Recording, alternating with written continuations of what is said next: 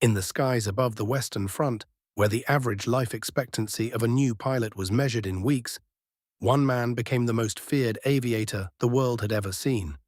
His name was Manfred von Richthofen, but history would remember him simply as the Red Baron, the ace of aces, with 80 confirmed aerial victories and a legend that endures more than a century later.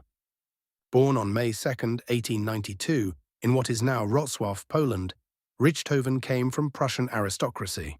He was trained as a cavalry officer, riding horses into battle in the opening months of the First World War. But the war had changed. Trenches and machine guns made cavalry charges suicidal. Richthofen, restless and hungry for action, transferred to the German Air Service in 1915. At first, he served as an observer, sitting in the back seat of two-seater planes, scouting enemy positions. But he wanted more. He wanted to fly. He wanted to fight. After receiving his pilot's license, Richthofen met the man who would change his life.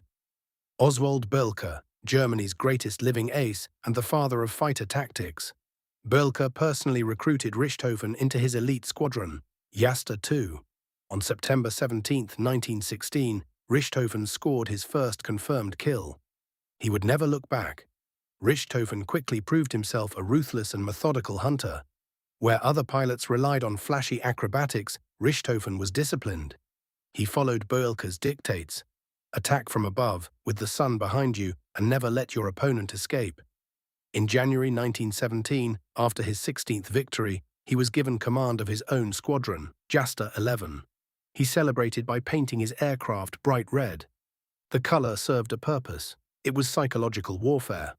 Allied pilots learned to dread the flash of crimson in their mirrors. The British press gave him his immortal nickname, the Red Baron.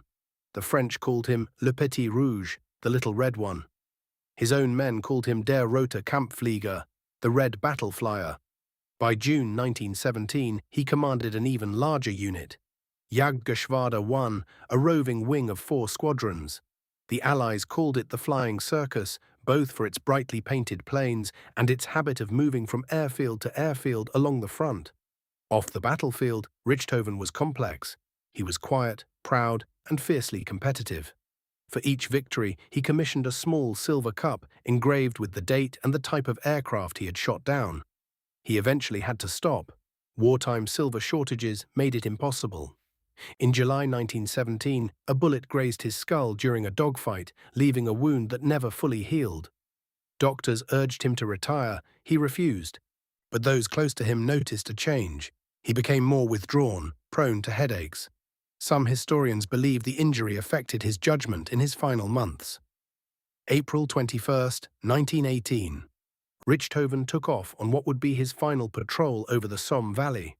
He pursued a young Canadian pilot, Lieutenant Wilfrid May, deep into Allied territory, a mistake he would never have made in his prime. A single bullet struck Richthofen through the chest. His red triplane glided down and landed in a field near the village of Vaux-sur-Somme. By the time Australian soldiers reached the plane, the Red Baron was dead. He was 25 years old. To this day, debate rages over who fired the fatal shot. Canadian pilot Captain Roy Brown was officially credited, but many historians believe it was a burst of ground fire from Australian machine gunners that brought down the Baron. The Allies buried Richthofen with full military honours, a mark of the extraordinary respect he commanded even among his enemies. His 80 confirmed victories remained the highest tally of any pilot in the First World War. More than 100 years on, the Red Baron endures, not just as a symbol of aerial combat, but as a reminder that even in the chaos of war, individual skill and daring could capture the imagination of the entire world.